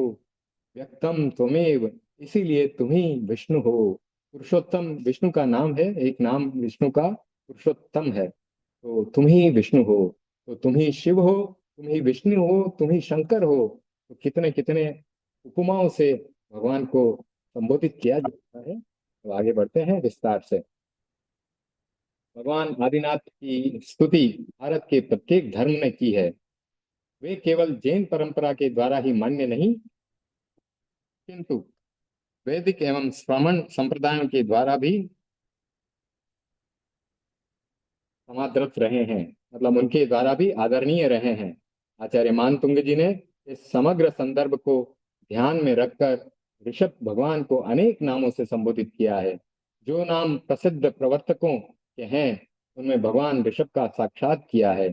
उन तत्वों में भगवान ऋषभ का प्रतिबिंब देखा है, इसलिए देखा कि वे बहुत सारी बातों में आदि रहे हैं, इसीलिए उन्हें आदिनाथ भगवान भी बताया गया है। जैन परंपरा में ऋषभ को आदि काश्यप माना जाता है। अंतिम काश्यप हैं भगवान महावीर। भगवान महावीर का भी एक नाम काश्यप बताया गया है। तो ऋषभ ने आत्मा को केंद्र में रखकर जिस धर्म का प्रवर्तन किया, उस धर्म का अनुसरण उत्तरवर्ती लोगों ने भी किया है। इसीलिए कहा गया है, अणुधम्मम मुनिना पवेयम। मुनि ने अनुधर्म प्रविदित किया। जो धर्म ऋषभ ने बताया वही धर्म महावीर ने प्रतिपादित किया। इसलिए ऋषभ की स्तुति सबके साथ की जा सकती है, अथवा सब नामों में ऋषभ की स्तुति की जा सकती है। इस चिंतन के साथ स्तुति क्रम को आगे बढ़ाते हुए आचार्य मानतुंग जी ने ऋषभ को अनेक नामों से संबोधित किया है। बुद्धस्त्वमेव विबुधार्चित बुद्धिबोधात् त्वं शंकरोऽसि भुवनत्रय शंकरत्वात् धातासि धीर शिव मार्ग विधेर विधानात् व्यक्तम त्वमेव भगवान पुरुषोत्तमोसि। मानतुंग जी ने कहा, आप बुद्ध हैं। बुद्ध शब्द व्यक्तिवाची नहीं होता, वह सामान्य विशेषण होता है। जो तत्व को जानता है वह बुद्ध है। यह सामान्य विशेषण एक नाम बन गया। एक समय था, महाप्रज्ञ जी, आचार्य महाप्रज्ञ जी कह रहे हैं कि महाप्रज्ञ मेरा विशेषण था, पहले उनका नाम दूसरा था। और एक समय आया कि महाप्रज्ञ मेरा नाम बन गया, तो उनका नाम था नथमल जी स्वामी। लेकिन फिर महाप्रज्ञ जी उनका विशेषण बना, फिर महाप्रज्ञ जी उनका नाम बन गया। तो गौतम बुद्ध का मूल नाम शाक्य पुत्र है, किंतु ज्ञान गरिमा के द्वारा उनका बुद्ध नाम विश्रुत हो गया। क्योंकि उनको बोधि प्राप्त हुई, इसलिए उनका नाम बुद्ध बन गया। तो बुद्ध की स्तुति में अश्वघोष ने एक सुंदर महाकाव्य लिखा है। उसमें अश्वघोष ने लिखा, बुद्ध का नाम था साक्यपुत्र और प्रचलित हो गया बुद्ध शब्द। वे बौद्ध धर्म के प्रवर्तक बुद्ध कहलाए। आचार्य मानतुंग ने शब्द ने बुद्ध के नाम का जिस रूप में उपयोग किया है वह उनकी विदग्धता का सूचक है। नया शब्द खोजना एक बात है, किंतु प्रचलित शब्दों में नया अर्थ भर देना एक विलक्षणता है। भगवान महावीर ने भी ऐसा किया है। उत्तराध्ययन सूत्र का 12वां अध्ययन पढ़ने वाले जानते हैं, महावीर ने तीर्थ यात्रा, तीर्थ स्थल जैसे प्रचलित शब्दों को किस प्रकार से नए अर्थ दिए हैं। तीर्थ करो, यज्ञ करो, स्नान करो, ये शब्द ले लिए, किंतु इनके अर्थ बदल दिए। शब्द से कोई विरोध नहीं है, विरोध होता है अर्थ से। तो यह महत्वपूर्ण है कि किस शब्द का किस अर्थ में प्रयोग किया जा रहा है। आपको तो पता ही है तीर्थ शब्द का हमारे जैन धर्म में क्या प्रयोग किया जाता है। तीर्थंकर कौन है? जो तीर्थ की स्थापना करे। श्रावक श्राविका साधु साध्वी 4 तीर्थ की स्थापना करे वह तीर्थंकर। तो यह महत्वपूर्ण है कि किस शब्द का किस अर्थ में प्रयोग किया जा रहा है। आधुनिक दार्शनिकों का मत है कि किसी भी दर्शन का प्रतिपादन करो तो पहले उस दर्शन द्वारा स्वीकृत संज्ञाओं का स्पष्टीकरण करो। यह ज्ञान करो कि प्रस्तुत शब्द का प्रयोग किस अर्थ में किया जा रहा है। एक ही शब्द का प्रयोग भिन्न भिन्न अर्थों में किया जाता है। एक दर्शन में वह शब्द एक अर्थ का वाचक है तो दूसरे दर्शन में दूसरे अर्थ का। आश्रव शब्द जैन दर्शन में भी है, बौद्ध दर्शन में भी है। संवर शब्द भी जैन और बौद्ध दोनों दर्शनों में है। क्या ये शब्द दोनों दर्शनों में एक अर्थ में प्रयुक्त हुए हैं? कर्म शब्द सब दर्शनों में प्रचलित है। क्या सब दर्शनों में कर्म शब्द एक ही अर्थ में प्रयुक्त होता है? ऐसा नहीं होता है। जहां हम शब्द की दर्शन के आधार पर मीमांसा करेंगे वहां उसका अर्थ बदल जाएगा। एक ही शब्द के अनेक अर्थ प्रस्तुत हो जाएंगे। इसीलिए यहाँ जानना जरूरी है कि किस शब्द का किस अर्थ में प्रयोग किया जा रहा है। तो मुनि ने ब्राह्मणों से कहा कि मैं यज्ञ करता हूँ। ये कहाँ से प्रकरण उठाया गया है? ये उत्तराध्ययन के 12वें अध्याय का, जैसा कि हमने पहले बताया। उत्तराध्ययन हमारा एक प्रसिद्ध आगम, उसमें से यह घटना प्रसंग आ रहा है। मुनि ने ब्राह्मणों से कहा मैं यज्ञ करता हूँ। तो ब्राह्मणों ने पूछा कौन सा यज्ञ करते हो जो ऋषियों के द्वारा प्रशस्त है? तुम्हारी ज्योति और अग्नि कौन सी है? तब ब्राह्मणों ने प्रश्न किया तुम्हारी ज्योति कौन सी है और अग्नि कौन सी है? तब मुनि ने बताया तप मेरी ज्योति है। कितना सुंदर नया प्रयोग बताया जा रहा है। शब्द का नया अर्थ बताया जा रहा है कि ज्योति क्या है। तो तप हमारी ज्योति है। जैन दर्शन में ज्योति क्या है? तप हमारी ज्योति है। क्यों है तप ज्योति? क्योंकि तप एक ऐसी ज्योति है जिसके द्वारा जन्मों जन्मों के द्वारा संचित कर्म क्षण भर में नष्ट हो जाते हैं। भगवान महावीर के इतने कर्म, एक तरफ 23 तीर्थंकरों के कर्म जो है तुला में रख दिए जाएं और एक तरफ भगवान महावीर के कर्मों को रख दिया जाए तो भी लगता है कि भगवान महावीर के कर्म वाला पलड़ा जो है भारी हो जाएगा। तो भगवान महावीर ने विचित्र विचित्र प्रकार की तपस्याएं की, ऐसी ऐसी तपस्याएं कि हमारा शरीर कांप उठे। तो तपस्या के प्रयोग से जन्मों जन्मों के संचित कर्म इस प्रकार से जलकर भस्म हो जाते हैं, जैसे कि जो चारा होता है ना, सूखा चारा जो किसान अपने घरों में रखते हैं, सूखा चारा जो गाय भैंसों को भी खिलाया जाता है, उस सूखे चारे में जब छोटी सी चिंगारी जला दी जाए तो क्षण भर में वो चारा जल करके भस्म हो जाता है। उसी प्रकार तप की ज्योति से, तप की अग्नि से भव भव के संचित कर्म जो है जल करके नष्ट हो जाते हैं। आगे पूछा गया कि यज्ञ में घी डालने की करछियां कौन सी हैं?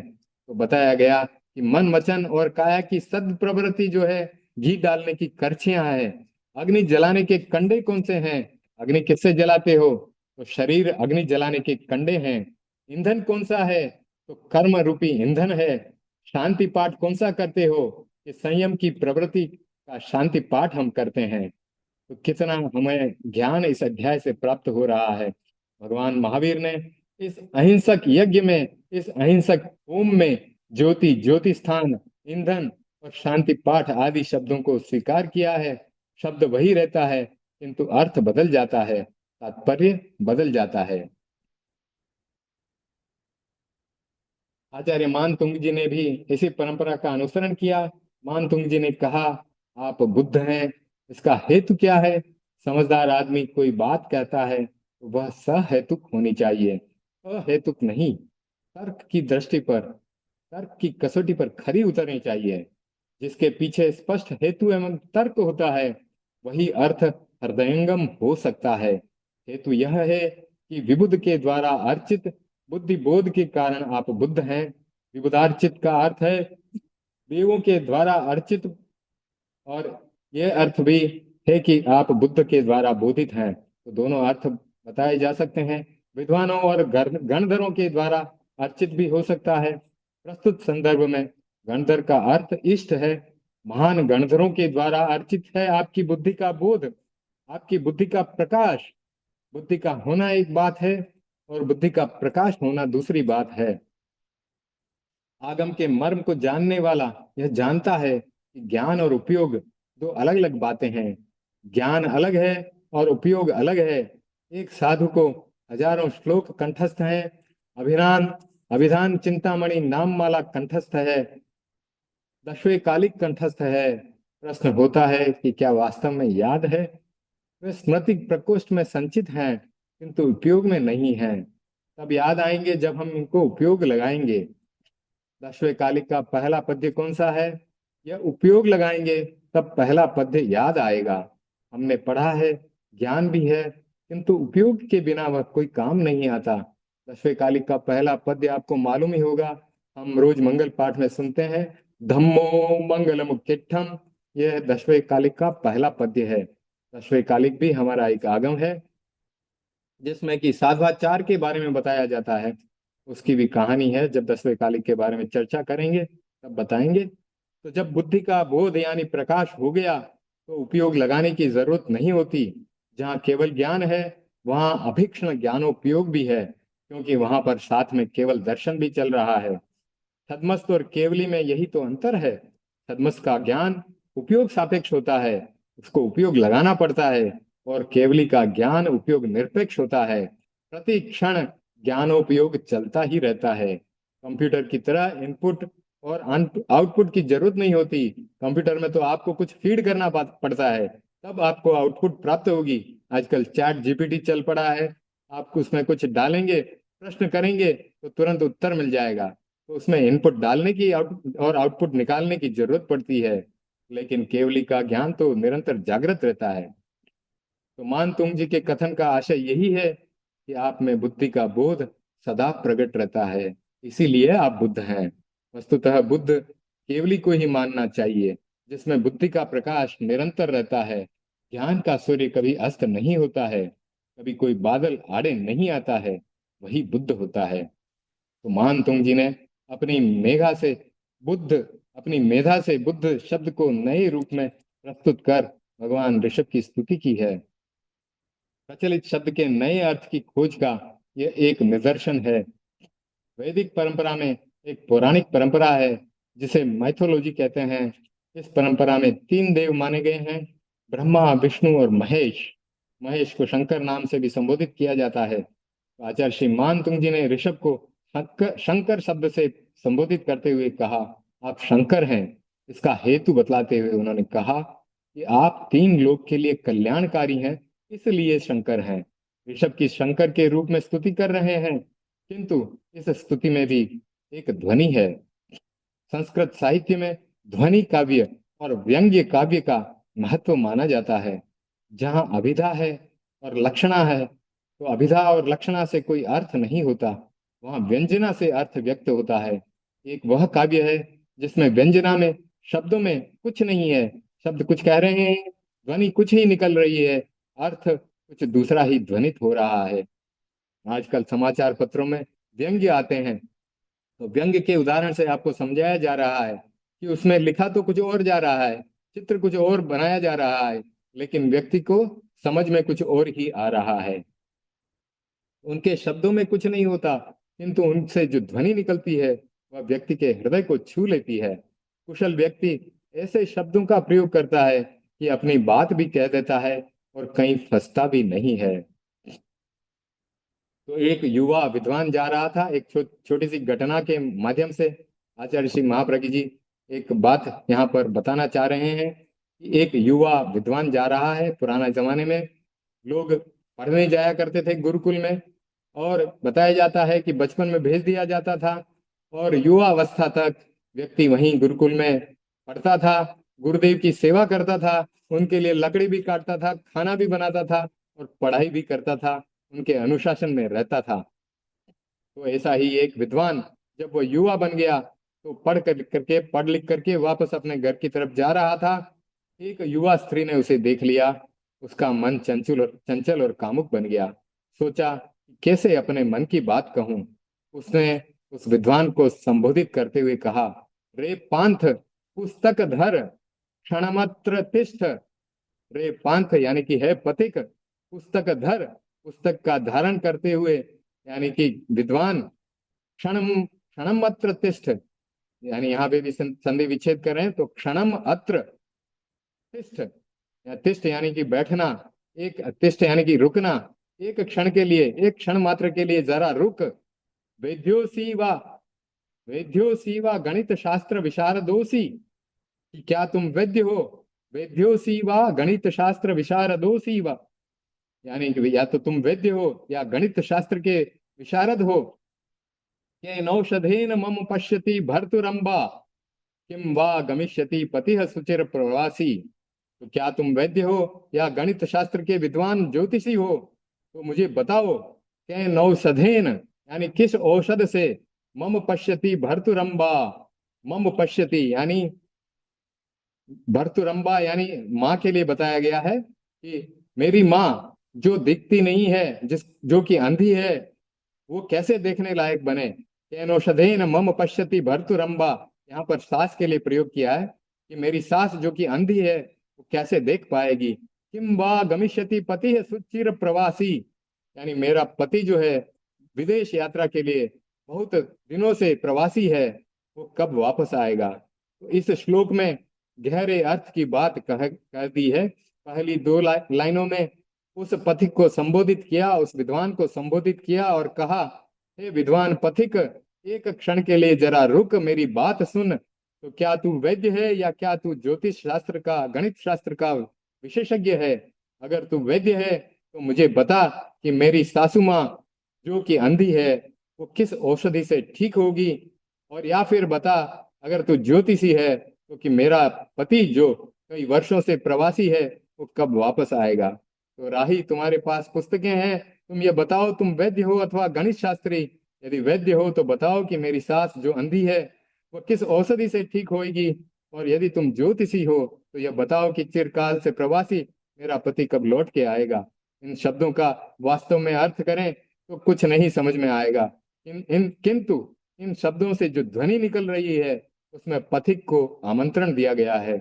वह ध्वनि ये कह रही है कि राही, मेरी सास तो अंधी है और मेरा पति जो है परदेश गया हुआ है, मैं घर में अकेली हूँ, तुम मेरे घर पर आकर ठहर सकते हो।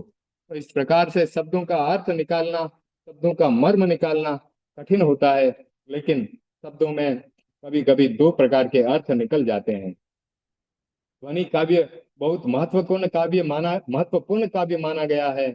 आचार्य मानतुंग जी ने भगवान ऋषभ की बुद्ध और शंकर के रूप में स्तुति की है और यह स्पष्ट है, किंतु स्तुति में प्रयुक्त शब्दों से जो ध्वनि निकल रही है वह अस्पष्ट है।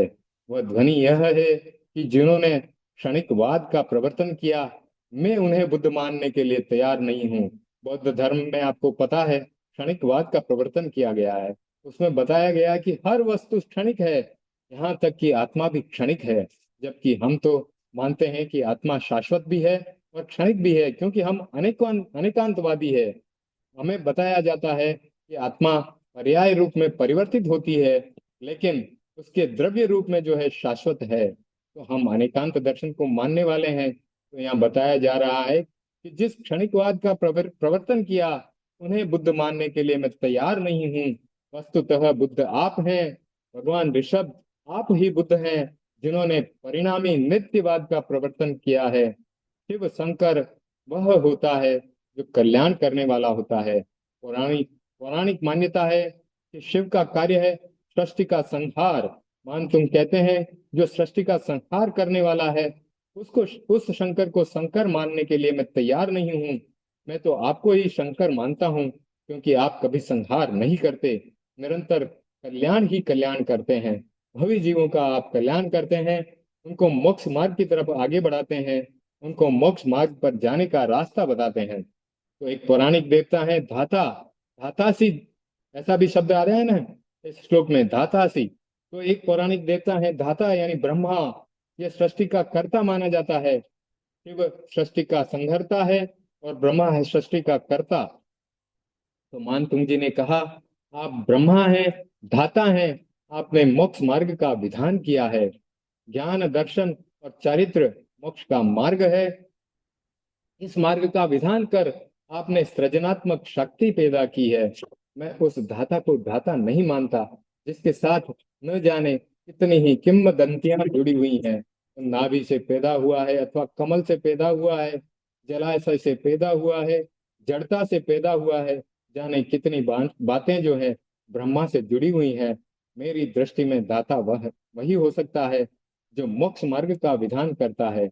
आपने वह विधान किया है, इसलिए ही आप धाता हैं। जो विधान करता है, विधाता है, वही धाता है। मान तुंग जी ने ऋषभ के लिए एक और संबोधन का प्रयोग किया है। आप पुरुषोत्तम हैं। विष्णु भगवान के लिए भी पुरुषोत्तम शब्द का प्रयोग होता है, जिसमें बुद्धि का प्रकाश है, कैवल्य का प्रकाश है, जो निरंतर सुख और कल्याण करने वाला है, जो मोक्ष मार्ग का, शाश्वत सुख के मार्ग का विधान करने वाला है। वह वास्तव में पुरुषोत्तम है। जो लीला, युद्ध आदि प्रवृत्तियों में लीन रहता है, वह मेरी दृष्टि में पुरुषोत्तम नहीं है। इसीलिए मानतुंग जी कहते हैं कि आप में केवल्य का प्रकाश है, आप कल्याण शरीर हैं, मोक्ष मार्ग के विधाता हैं, इसलिए ही आप पुरुषोत्तम हैं। आचार्य मानतुंग जी ने अपनी प्रखर मेधा से धार्मिक संदर्भ में प्रचलित पौराणिक नामों को स्वीकार कर एक नया आयाम दिया है। उस आयाम के द्वारा प्रचलित शब्दकोश को नवीन अर्थ देकर जिस सत्य और तथ्य को अभिव्यक्ति दी है, सचमुच स्पृहणीय है, प्रशंसनीय है। स्तुति क्रम को आगे बढ़ाते हुए आचार्य मानतुंग जी ने कहा, भगवान, सब आप सब कुछ हैं, शंकर हैं, धाता हैं, पुरुषोत्तम हैं, इसलिए आपको नमस्कार करने की इच्छा हो रही है। व्यक्ति हर किसी को नमस्कार नहीं करता। व्यक्ति तब नमस्कार करता है जब वह अपने से अधिक यशस्वी और तेजस्वी पुरुष को देखता है। हर किसी को नमस्कार करने का कोई अर्थ नहीं है। नमस्कार वहां करो, प्रार्थना वहां करो जहां कुछ उपलब्धि की संभावना हो। हर किसी के सामने दीनता मत दिखाओ, याचना मत करो। एक कवि ने चातक को संबोधित कर कहा, चातक, मैं जानता हूं कि तुम बड़े स्वाभिमानी हो, पर तुम्हारे में एक कमी है, और वह यह है कि आकाश में बादल आते ही बोलने लग जाते हो। जैसे ही आकाश में बादल छाते हैं, तुम दीन स्वर में प्रलाप करने लग जाते हो। तुम यह नहीं जानते कि सब बादल समान नहीं होते। कुछ बादल ऐसे होते हैं जो वर्षा करते हैं, पृथ्वी को आर्द्र बना देते हैं। कुछ बादल ऐसे होते हैं जो व्यर्थ में वृथा ही गर्जन करते हैं, पृथ्वी पर एक बूंद भी नहीं बरसाते। इसलिए तुम उसी बादल को देखकर अपनी याचना प्रस्तुत किया करो जो बरसने वाले हैं।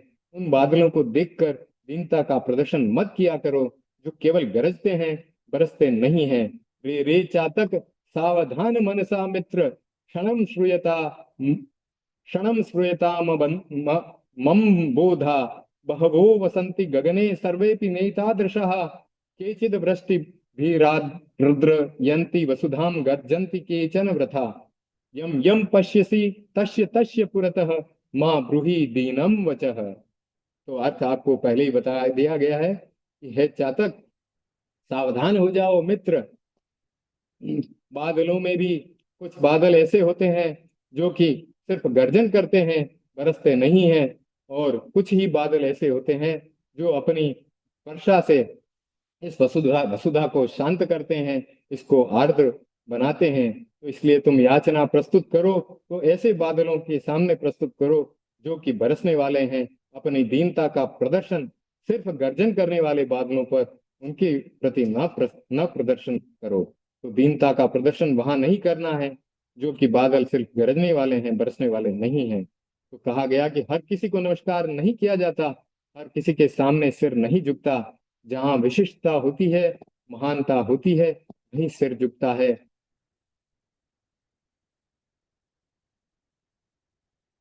तो समय आज संपन्न हो रहा है। इसके आगे का पाठ आगे लेंगे। आज पेज 93 तक पहुंचे हैं इस पुस्तक के।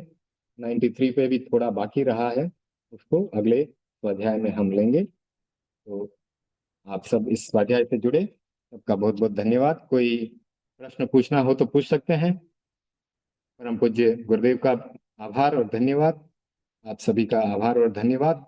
सुने मंगल पाठ परम पूज्य गुरुदेव की आज्ञा से।